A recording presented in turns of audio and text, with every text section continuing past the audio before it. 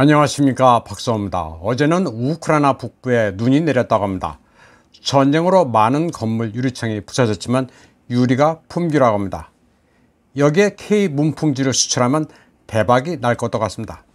이제 겨울이 얼마 남지 않았습니다.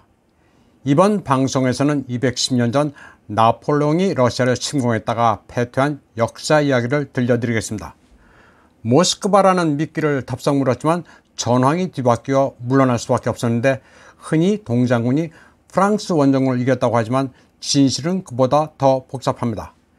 그냥 추워서 전쟁에 진 게 아닙니다.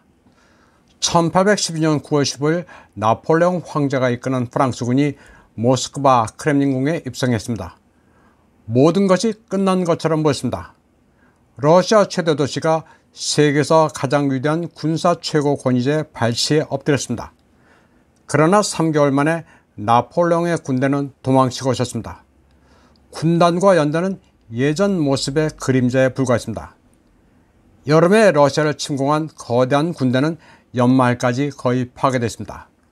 정확한 손실은 현재까지 논란이 되고 있지만 전사하거나 포로가 된 군인의 수는 40만에서 50만 명으로 추산됩니다. 이에 대한 가장 흔한 서구의 화법은 나폴레옹이 러시아의 겨울 때문에 후퇴했고 그의 군대는 혹독한 기후에 패배했다는 겁니다. 그러나 러시아의 표준적인 견해는 나폴레옹이 다른 힘들, 즉 일반인들이 프랑스 침략군에 맞서 무기를 들고 일어서 정규군을 도와줬다는 것입니다. 전쟁에 관한 톨스토이의 묘사가 그런 이미지에 기했는데 그의 문학적 천재성은 그래서 빛났습니다. 그러나 나폴레옹의 패배에서 무자의적이거나 그저 자연스러운 것은 거의 없었습니다. 우선 나폴레옹처럼 노련한 장군이 그가 정복하려는 나라의 기후를 고려하는 것을 잊었다는 것은 상상하기 어렵습니다. 사실 나폴레옹은 이미 겨울 원정을 경험했습니다. 1805년 러시아군이 추운 기온 때문에 패한 아우스터리츠 전투, 그리고 러시아군이 승리한 베레지나 전투를 들 수 있습니다. 또 러시아와 프랑스 두 군대가 막상막하였던 아일라우 전투 역시 폭설 속에서 벌어졌습니다. 그러니까 겨울 환경에서 안 싸워본 게 아닙니다. 다시 말해 나폴레옹은 평생 눈을 본 적이 없었던 아프리카 추장이 아니었습니다. 민중들의 저항이 나폴레옹군을 물리친 근본 요인이라는 화법이 맞긴 하지만 그것도 다는 아닙니다. 나폴레옹이 민병대와 싸운 것은 러시아 원정 이전에도 있었습니다. 스페인에서도 민병대가 웰링턴의 정규군의 보조적인 역할을 했는데 프랑스군은 러시아에서처럼 그렇게 완전하고 신속하게 무너지지는 않았습니다. 러시아인들 역시 겨울이 극도로 혹독했던 1808년에서 9년 사이 스웨덴 원정에서 핀란드 게릴라에 직면한 적이 있었습니다. 그러나 그 게릴라가 러시아군을 막지는 못했습니다. 그러니까 혹독한 겨울에 게릴라를 만난다고 해서 군대가 반드시 괴멸되는 것은 아닙니다. 같은 논리로 보자면 1812년 전쟁에서 나폴레옹이 러시아에 쳐들어갔다가 눈과 대중의 저항에 밀려 패배한 것은 좀 이례적입니다. 처음에 프랑스군은 진격했고 러시아군은 후퇴했습니다. 어떤 전투도 전황을 바꾸지 못했습니다. 이후 나폴레옹은 후퇴하기 시작했습니다. 계속 뒤로 물러났고 러시아인은 그의 군대를 계속 추격했습니다. 러시아인들은 나폴레옹의 침략에 단순 반응한 것이 아니라 세부적인 계획을 가지고 있었습니다. 이 계획은 1805년과 1806년에서 7년 사이에 실패한 전쟁의 뿌리를 가지고 있었습니다.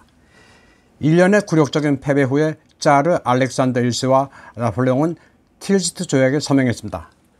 그러나 이 평화협정으로 두 나라의 갈등은 해결되지 않았고 잠시의 휴지기만 제공했습니다. 나폴레옹은 전술적 목표를 달성하는 데 탁월했습니다.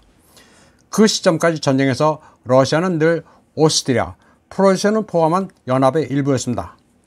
그러나 러시아 원정을 시작했을 때 오스트리아 프로이센은 나폴레옹의 통치에 들어가는 바람에 러시아를 도울 수 없었습니다. 그것은 나폴레옹이 훨씬 더 많은 군대를 보유하게 됨을 의미했습니다. 그런 나폴레옹 군대를 물리치는 데 있어 러시아군은 작전 계획이 있었습니다. 그리고 그 작전 계획은 역사에서는 잘 알려지지 않은 뾰트르 추이케비치라는 인물이 입안했습니다. 추이케비치는 러시아의 비밀부서인 전쟁성 특별사무실에서 근무했습니다. 전쟁성 특별사무실은 러시아의 왕자로 발틱 저먼과 스코틀랜드 출신인 전쟁장관 미하일 바클레이 드 톨리의 프로젝트 중 하나였습니다. 바클레이 드 톨리는 훌륭한 지휘관이기는 하지만 눈에 띄는 전투에서 성과를 보였다기보다는 보급과 물류체인, 정보 수집에서 탁월했습니다. 추이케비치는 러시아 최초의 정보 수집기관인 특별사무소에 바클레이 드 톨리가 임명한 인물 중 하나였습니다. 추이케비치는 애국적 사상이라는 제목의 분석 문건을 작성해 바클레이 드 톨리에게 올렸습니다. 프랑스군의 구성과 나폴레옹이 선호하는 전략을 주의 깊게 연구한 추이케비치 중령은 러시아 군대를 살리기 위해 일반 전투를 피하고 특히 적의 후방에서 게릴라전을 수행하라고 건의했습니다. 후퇴하면서 적의 보급 라인을 공격함으로써 나폴레옹 군대를 고갈시키고 약화시켜 결국 우위를 점하라고 제안했습니다. 이 전략은 주요했습니다. 막강한 프랑스군이 보급품을 구할 수 있는 방법은 두 가지였습니다. 서유럽에서 보급품을 가져오는 방법과 약탈하는 방법이었습니다. 그러나 프랑스군은 서부에서 보급품을 운반해 들여오기는 힘들었습니다. 수송대가 커버해야 하는 코스가 엄청 긴데다 러시아 도로망의 사정도 끔찍했습니다. 그런데 프랑스군이 현지에서 보급품을 구하는 것은 극도로 힘들었습니다. 러시아의 인구 밀도가 유럽의 다른 지역보다 훨씬 낮았기 때문에 프랑스군은 식량을 확보하기 위해서는 먼 곳을 헤매야 했습니다. 프랑스군은 현지 보급품 조달 과정에서 러시아의 창의적인 파르티잔 전술에 괴롭힘을 당합니다. 프랑스군 작전선 후방에는 늘 러시아의 정규 분견대가 활동했습니다. 장교들이 이끌었는데 여기에는 코사크, 소총을 지닌 용기병, 후사르, 때로는 경보병도 있었습니다. 일부 가벼운 포병도 있었는데 이들은 프랑스의 보급품 채집부대와 정찰부대, 운송부대를 중간에 파괴했습니다.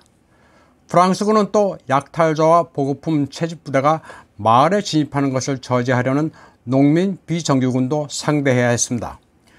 러시아 농민 비정규군은 퇴역 장교인 지역의 지주들이 이끌었습니다. 비정규군은 소장농들로 구성됐고 그들은 통신수단으로 교회의 종을 사용했습니다. 무장한 농민들이 파르티잔 전술로 안 될 경우 정규군이 도왔습니다. 이 같은 전술에서 러시아 정규군은 늘 프랑스군의 시야 안에 머물렀습니다. 프랑스군 본진이 자유자재로 움직이는 것을 막기 위해서였습니다. 또 그래야만 프랑스군이 계속 긴장한 상태를 유지해 피곤해지기 때문입니다. 러시아군이 그런 식으로 가다 보니 프랑스군은 기아에 허덕이기 시작했을 때 주요 공세를 끝내지도 못하게 됐습니다. 프랑스군은 충분한 식량을 얻지 못했고 러시아군 본진을 의식해야 했기 때문에 분견대나 식량 채집 부대를 지원하기 위해 병력도 제대로 보내지 못했습니다. 게다가 러시아군이 계속 작전상 후퇴를 계속하자 프랑스군의 전선은 길어지기만 했습니다. 그리고 이게 다시 악순환을 일으켜 보급이 고갈됐습니다. 당시 러시아군 총사령관은 미하일 쿠투조프였습니다. 그는 큰 전투도 없이 모스크바를 포기하는 것은 러시아 사회가 용납하지 못한다는 것을 알고 있었습니다. 전투의 이유가 군사적인 것보다 정치적인 면이 더 크다는 것을 알고 절묘하게 이를 넘겼습니다. 우선 첫 전투를 치른 뒤 승부를 볼 수 없다는 것을 재빨리 판단하고 모스크바를 나폴레옹군에 내줍니다. 결과적으로 프랑스군은 쥐덫에 치즈를 움켜잡은 꼴이 됐고 몇 주 동안 좌초됐습니다. 전세가 아니다 싶은 나폴레옹은 평화협상을 시도했지만 러시아는 이에 응하지 않았습니다. 프랑스의 대군은 재앙에 직면했고 곧 후퇴하기 시작했습니다. 후퇴의 여정이 시작됐을 때 세간에 알려진 만큼의 공포스러운 겨울은 아니었습니다. 공포스러운 겨울의 신화는 마치 가미까제 이야기와 비슷합니다.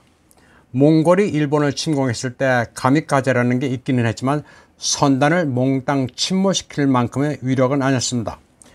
몽골군을 물리친 것은 용감한 가마쿠라의 무사들의 용맹이 가장 주요했습니다. 다만 러시아에서도 추위는 어느 정도 위력을 발휘한 것은 사실입니다. 괴멸적인 추위는 아니었지만 기온이 영하로 떨어지면서 말들이 죽기 시작했고 일부는 식용으로 도살됐습니다. 말이 사라진다는 것은 기병을 유지할 수 없는 것과 같습니다. 때문에 나폴레옹군은 공격해오는 러시아군을 취약했습니다.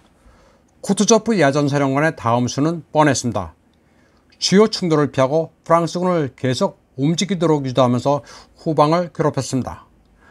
러시아군 역시 추위에는 고통을 겪었습니다. 다만 프랑스군과 다른 것은 홈그라운드였기 때문에 마을에서 휴식을 취할 수 있었습니다. 사실 당시 프랑스군이 겨울에 어려웠던 점은 추위보다는 배고픔이었습니다. 쿠투조프 장군이 뛰어났던 점은 프랑스군의 식량을 노린 점입니다. 프랑스군은 얼어 죽기보다는 굶어 죽은 병력이 더 많았습니다. 러시아군은 후퇴하는 프랑스군과 직접 교전을 하지 않고 이들을 흩뜨리기 위해 포병을 사용했습니다.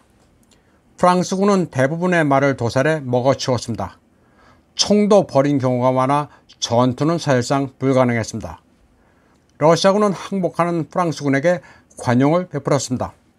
미셸 네이 장군 소속의 군단이 크라스니 부근에서 항복한 뒤 병사들이 투항하자 러시아군은 그들의 무장을 해제하고 모닥불을 쬐게 해줬으며 보드카를 제공했습니다.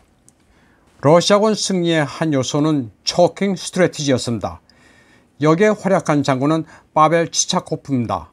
그는 베레지나강 인근 전투에서 덫을 쳤지만 프랑스군은 그대로 빠져나갔습니다.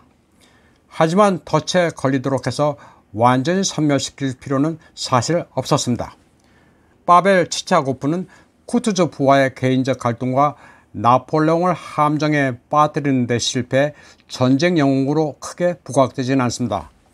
그러나 그는 프랑스의 가장 큰 보급 창고였던 민스크를 함락시켜 나폴레옹군의 밥줄을 차단한 공로가 아주 컸습니다.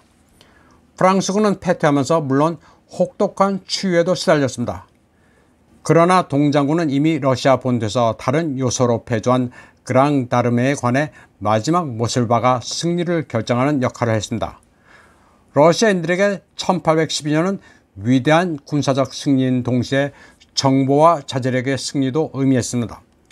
러시아인들에게는 계획이 있었고 그것을 밀고 나갔습니다.